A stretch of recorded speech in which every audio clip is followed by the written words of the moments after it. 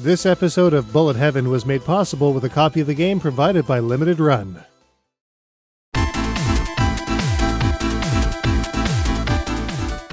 It took us over 25 years, but we finally got around to taking on and defeating the NES original Blaster Master in Bullet Heaven number 302. There are several others in the series that we're sure to explore later on, but the Blaster Master Zero Trilogy is easily the best of them outside of the original game, and possibly even the entire series. So, with Blaster Master 03 currently on the way for all major platforms, it's finally time to tackle its two direct predecessors.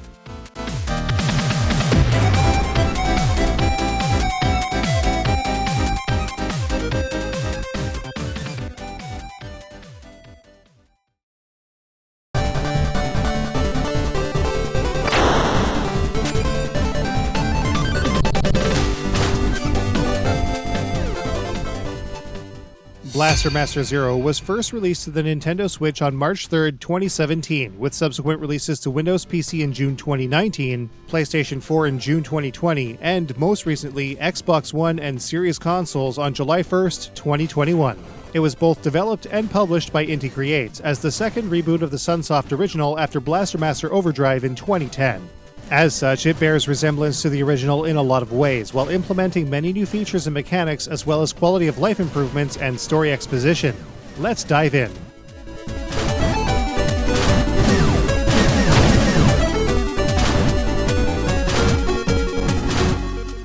We took an exhaustive look at the original Blaster Master in episode 302 of Bullet Heaven, and a lot of the same mechanics found there are present in Blaster Master Zero as well. Players take control of Jason Frudnick, who descends into a subterranean world to rescue a frog-like creature named Fred aboard the powerful Sophia 3 tank.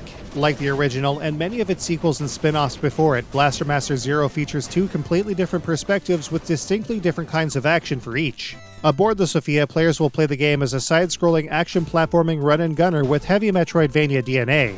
Securing upgrades and parts to get to the next areas are pretty much as Vania as it gets, something that was prevalent in the original as well. Players will gradually obtain more and more abilities such as hovering and submarine motion, as well as several special weapons to take on the many enemy mutant threats that Jason will encounter. Special abilities and weapons require special energy to deploy, which can be recovered with blue energy capsules. Sophia's life can also be replenished by green capsules.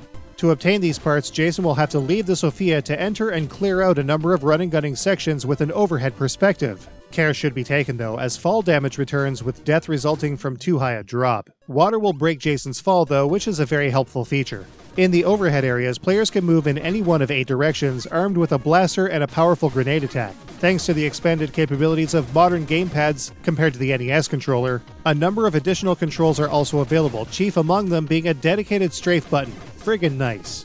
Quick access to weapons and grenades is also present, though they can be selected from the pause menu as well.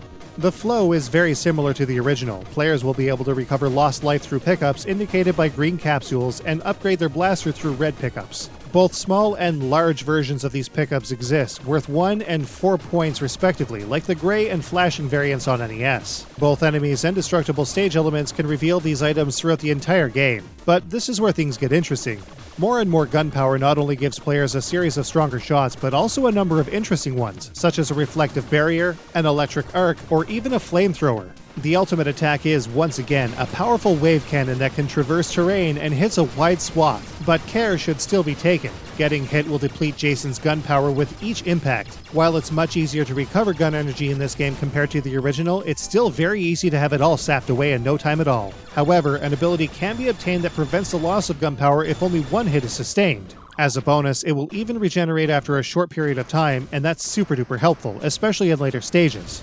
Players also have a finite amount of grenades this time around, but they can be replenished with the new orange crate pickups, once again in small and large varieties. The nifty thing about grenades is the wide variety of grenade types that players will have available to them as they're collected. Your typical chuck and duck variety is there, but others like proximity fuse, set then detonate, and even artillery strikes can be obtained through the player's time in the main campaign.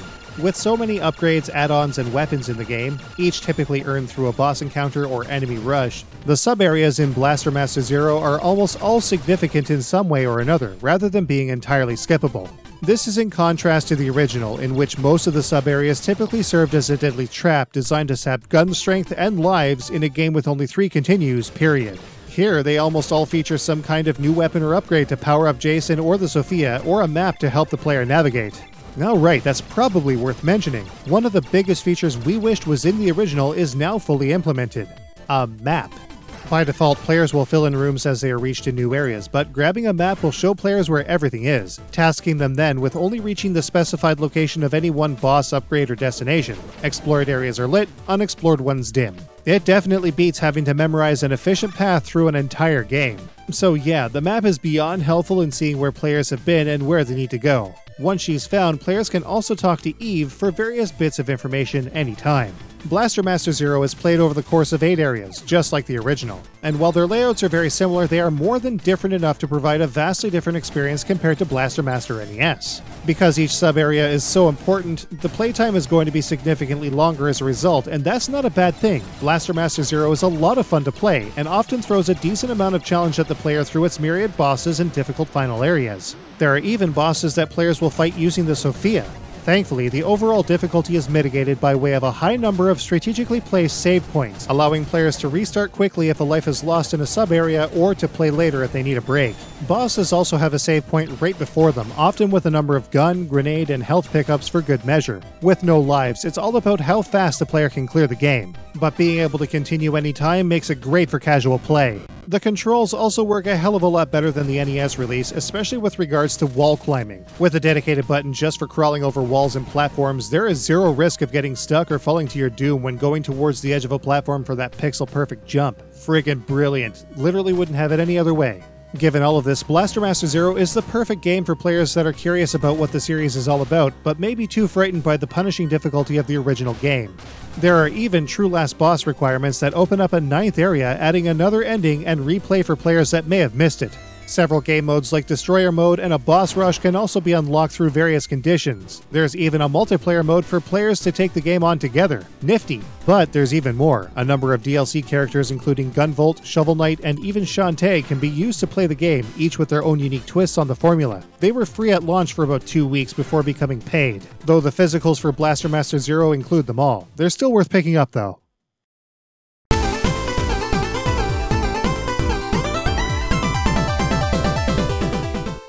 Picking up where Blaster Master Zero left off, Blaster Master Zero 2 shakes things up even more than the original did. Released on Switch worldwide on March 20th, 2019, on Windows the same year, the PlayStation 4 on June 29th, 2020, and Xbox Series consoles forthcoming on July 15th, 2021, Inti Creates really could have just done more of the same with Zero 2 and we'd have been fine with it.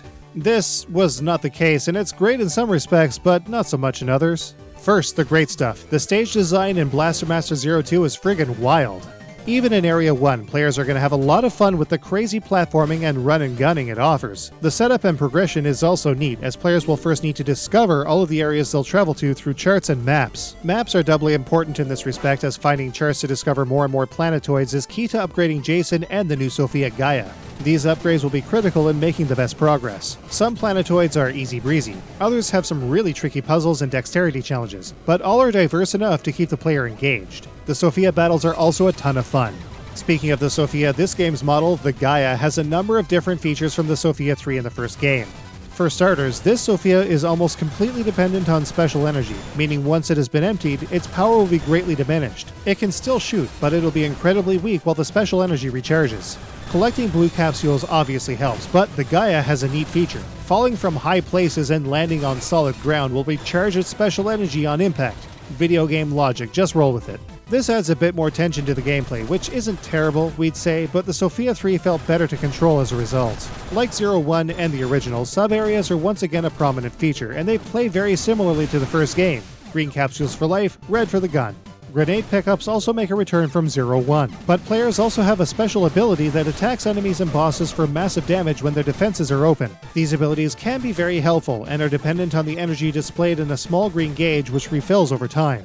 But this is where things fall apart a bit. Gun upgrades are less about power and more about function, and well, I mean, that's a thing, I guess, but nothing felt especially powerful out of all of the weapons we've used, even the wave cannon. And that's because repeat shots end up weakening the gun until it cools off, with no real indicators as to how ready it is to go again. Bah! Enemies are much more aggressive in this one too, not to mention its myriad environmental hazards that are all too ready to chip your newfangled gun to nothing. A power saber like the one found in the first Zero makes a return, which helps, but holy moly, boys and girls, is it ever frustrating before you get it. We died way more in this one too, mostly due to some cheap bosses and garbage falls when on foot in the side-scrolling areas. The backtracking required to get around was a bit tiresome as well, with players needing to jump through a bunch of wormholes to go back and forth between various spots that need 3 or 4 wormholes to get through. Like, it's a bit much. Maybe a menu next time? We'll see soon enough. There wasn't anything to unlock this time around after defeating the true final boss as well, probably because the game itself was considerably longer than the first. However, there are 3 bits of DLC that add a bit more play to Blastermaster Zero 2. 2 extra characters in the form of Empress from Dragon Marked for Death and Copen from Luminous Avenger add their own twists to the gameplay here, and the shooting gallery style Kana Racing Simulator gives players a fresh take on one of the most bizarre areas in the game. As with the first game, a multiplayer mode is also available. Overall, while it's still mostly fun, Zero 2 isn't as well balanced as Zero 1, which is a shame because there's a lot to like about their presentations.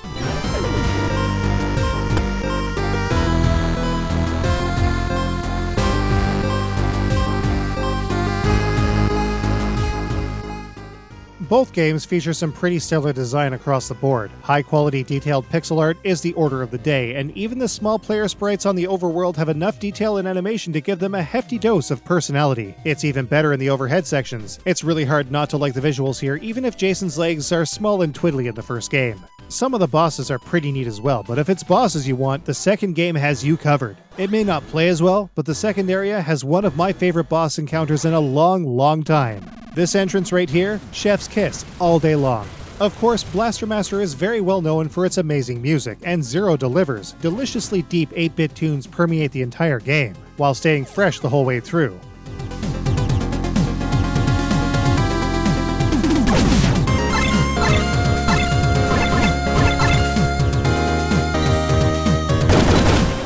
Some of the sound effects can be a little much. Hearing the Sophia's cannon over and over and over again will take time to get used to. Some of the sound effects are irritating as hell too, like this scatter shot.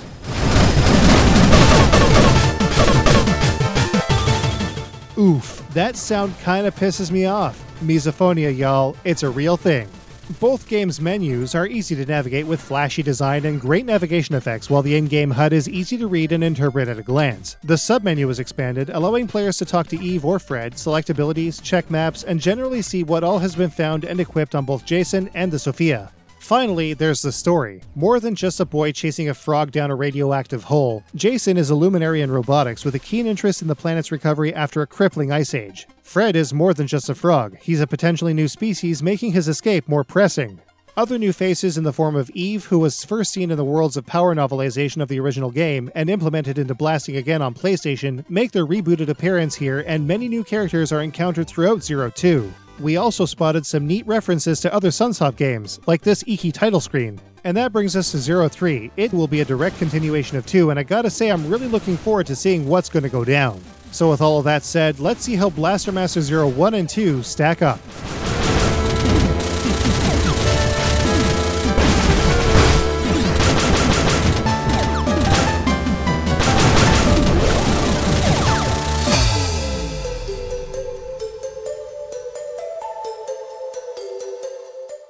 Not too short, but not too long, Zero 1 holds the edge for its gameplay, thanks to its excellent control. Zero 2 falters in a couple of key areas, especially with regards to weak weapons, environmental hazards, and cheap enemies, but its stage design is pretty great. More so the first game than the second, the challenge in Blastermaster Zero is very balanced. Players familiar with the original NES game are gonna feel right at home here, though Zero 2 is still very good. Just not as good. Fantastic 2D visuals and excellent sound, for the most part, permeate both of these games with only rare exception. The story is also very good, though that's to be expected of any Blastervania. Yeah, I made that up.